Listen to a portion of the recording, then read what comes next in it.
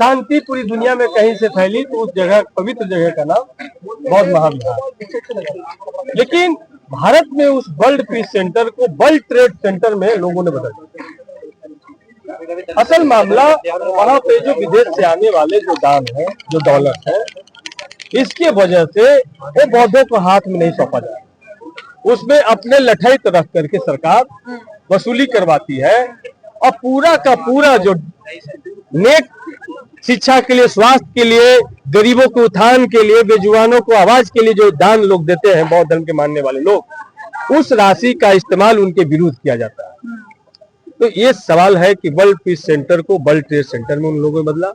दूसरी सबसे महत्वपूर्ण चीजें हैं कि लालू प्रसाद यादव जी जब मुख्यमंत्री थे तब उन्होंने बीटीएमसी में थोड़ा बदलाव किया और पहला सेक्रेटरी बौद्ध धर्म के मानने वाले प्रज्ञाशील जी को उन्होंने बनाने का काम किया और सारे जो मेंबर्स हैं बौद्ध धर्मावलंबी, भारत के मूल बौद्ध धर्मावलंबियों को उन्होंने बनाने का काम किया। उसके बाद उनको साजितन जेल में डाल दिया गया।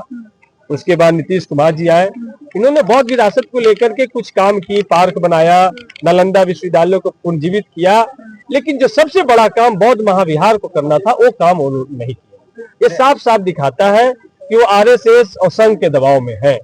और आपने तो देखा कि पिछले 12 मई को बुद्ध पूर्णिमा के दिन वहां के राज्यपाल आरिफ मोहम्मद खान साहब जाते हैं और बजाबता वो शिवलिंग की पूजा करते हैं। तो सवाल उठता है कि क्या उन्होंने इस्लाम धर्म को छोड़ दिया?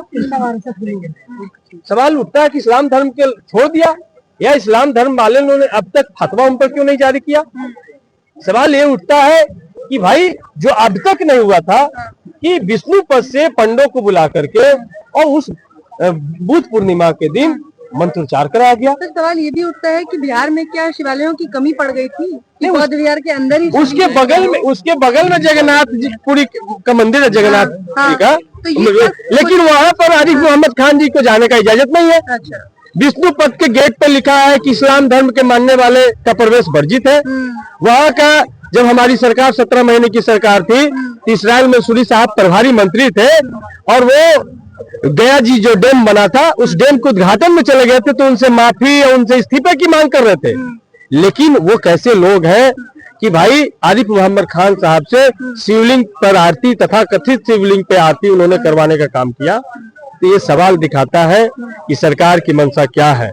और नीतीश कुमार जी से हमारी मुलाकात हुई थी, उन्होंने कहा कि कहा ये बौद्धों के फेर में तुम पड़े हो। तो हमने साफ साफ उन्हें कहा कि आप ये बौद्धों की लड़ाई समझ रहे, बहुजनों की लड़ाई है। ये देश के 90% लोगों की लड़ाई है और आज न कल आपको झुकना पड़ेगा या कुर्सी खाली करके जाना पड़ेगा। इतनी बड़ी लड़ाई है।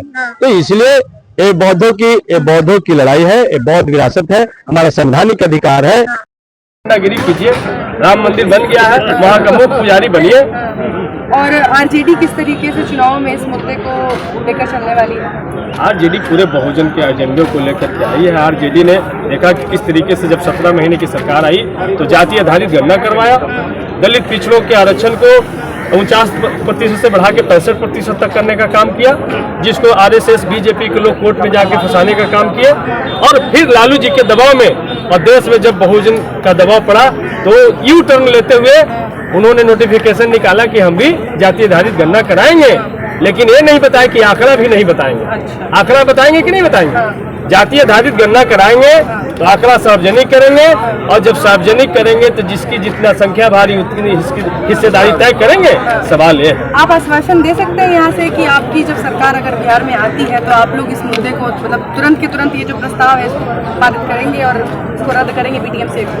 बीटीएमसी एक्ट को हम सब लोग रद्द करेंगे और जिसका भी धार्मिक स्थल हम उसको सौंपने का काम। अच्छा, अरे सर इतना आसान था तो पहले से कहीं नहीं? इतना आसान था, हमने हमारे नेता ने शुरुआत की जब बीटीएमसी के लोग जब लड़ाई सुरेश ससाई जी ने लड़ाई शुरू की, वहाँ के कुछ बौद्ध धर्म के मानने वाले लोग जब लड़ाई शुरू किए, अंबेडकर संघ बना करके जब पहली लड़ाई शुरू हुई 90 में, उसके बाद 91-92 में सुरेश ससाई जी ने लड़ाई शुरू की, उसके बाद लालू जी के संज्ञान में आया तो उन्होंने बदलाव शुरू किया। लेकिन आपने देखा कि इन्हीं सब बदलाव से चिढ़ करके लालू प्रसाद यादव जी को जेल में डाला गया। चलिए सर, सतीश जी नई पीढ़ी की बात करते हैं। लालू जी ने कोशिश की अपने समय में, सब जानते हैं कि इस मुद्दे पे उन्होंने ही थोड़े बहुत बदलाव जो किए, लेकिन अब क्या तेजस्वी यादव पहुंचेंगे महाबोधि महाविहार और इस मुद्दे को उठाएंगे? तेजस्वी यादव भी पहुंचेंगे, राहुल गांधी भी पहुंचेंगे, अखिलेश भी पहुंचेंगे। सभी को महाबोधि महाविहार के रास्ते से होकर गुजरना पड़ेगा। ये मैं आपको कहना चाहता हूँ, महाबोधि महाविहार को छोड़ के कोई आगे नहीं बढ़ सकता। ये बड़ी बात कही आपने कि महाबोधि महाविहार के रास्ते होके ही बिहार का चुनाव जाएगा, क्योंकि इसी में बिहार लगा हुआ है। इसी में बिहार लगा हुआ, बहुत बड़ी बात है। लेकिन अब एक और सवाल है, भंते वीणाचार्य के बारे में भी आपने जिक्र किया कि किस तरीके से जो प्रशासन है, जो पुलिस व्यवस्था है, उसने पूरी अपनी ताकत लगा दी है कि एक व्यक्ति को किस तरीके से वो सड़कों के पीछे रख सके। इस पूरी चीज को कैसे देखते हैं? देखिए, पुलिस प्रशासन इस लड़ाई का जो प्रेशर पूरी दुनिया से पड़ रहा है, बिहार सरकार से लेके नरेंद्र मोदी भी इस लड़ाई के दबाव में आए हुए। जब श्रीलंका उन्होंने गया, श्रीलंका यात्रा पे जब गए, तो वहाँ के बौद्ध भिक्षुओं ने जब उनको महाबोधि महाविहार का ज्ञापन सौंपा, तो उन्होंने कहा कि हम भारत जाते हैं, इसका समाधान होगा। लेकिन समाधान तो कर इनका दिमाग तो नागपुर से चलता है, तो समाधान यही निकाले कि इस लड़ाई को कैसे खत्म किया जाए। ये जो पूरी दुनिया में प्रेशर पड़ रहा है, इस धरने को कैसे खत्म किया जाए, एक फर्जी आधार बनाकर कि भाई हमारी महिलाएं बुद्ध पूर्णिमा के दिन तथागत बुद्ध के दर्शन करने जाते हैं, उनका मार्गदर्शन प्राप्त करने जाते हैं, और जब वहाँ पे देखते हैं कि भाई वहाँ पे जय श्री राम का नारा लग रहा है, जय श्री राम, बिहारी हम लोग बोलते हैं जय श्री राम, उधर जय श्री राम, हाँ, जो नारा लगाया जा रहा है, तो लोगों ने विरोध किया कि भाई ये बहुत महाविहार है, यहाँ पे नमो बुद्धाय जय भी बोल सकते हैं, यहाँ तक की इजाजत है। बाकी आप ये अगर बगल में जगन्नाथ मंदिर, वहाँ चले जाइए, मठ में चले जाइए, वहाँ लगाइए। और उन लोगों ने हमला किया हमारी महिला जो वहाँ पर गई थी पासक पर, उनके साथ भट्टा के साथ पेश आए, उनके साथ छेड़छाड़ किया गया। इस पर FIR न करके भंते वीणाचार्य जी ने उनकी समस्या सुनने गए, उन पर ही FIR वहाँ के फर्जी गुंडों के द्वारा FIR करवाया जाता है, फर्जी सारे दफा लगाए चार्जेस किए जाते हैं और उनको जेल में डाला जाता है। और 2 बजे रात में उन्हें होटल से उठा लिया जाता है। क्या वीणाचार्य जी को आप गिरफ्तार करके लड़ाई खत्म करो? आप एक वीणाचार्य को गिरफ्तार कर सकते हो, लेकिन देश में करोड़ों वीणाचार्य घूम रहे हैं, सबको गिरफ्तार करो। और हम तो अभी बहुत जल्दी जेल भरो आंदोलन शुरू करेंगे। अच्छा, कितने लोगों को जेल में रखो है तुम्हारे यहाँ? अगर सरकार के जेल में इतनी जगह, तो भरो बहुजनों को, सारे जेल को हम पाट देंगे। विधायक जी आप मिलने भी गए थे वीणाचार्य जी से? वीणाचार्य जी प्रशंसित मुद्रा में थे।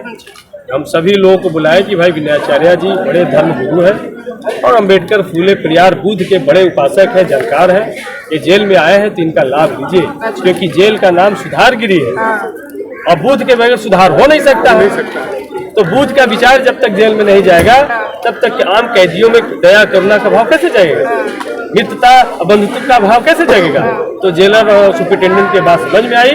अब उनकी डेली सुबह और शाम प्रवचन माइक लगा करके हो रहा है और 1800 से ज्यादा कैदी उनके प्रवचन डेली सुन रहे हैं और सब लोग नमो बुद्धाय जय भीम मंत्र बोलना शुरू करते हैं। जैसे आपने कहा कि नमो बुद्धाय जय भीम बोल रहे हैं, नमो बुद्धाय और बुद्ध का नाम तो प्रधानमंत्री भी अक्सर लेते रहते हैं, जैसे आपने नमो नमो लेते हैं। अच्छा, नमो नमो लेते हैं, हम सब लोग नमो बुद्धाय करते हैं। चलिए, बहुत बहुत शुक्रिया आपका सतीश जी, बहुत धन्यवाद।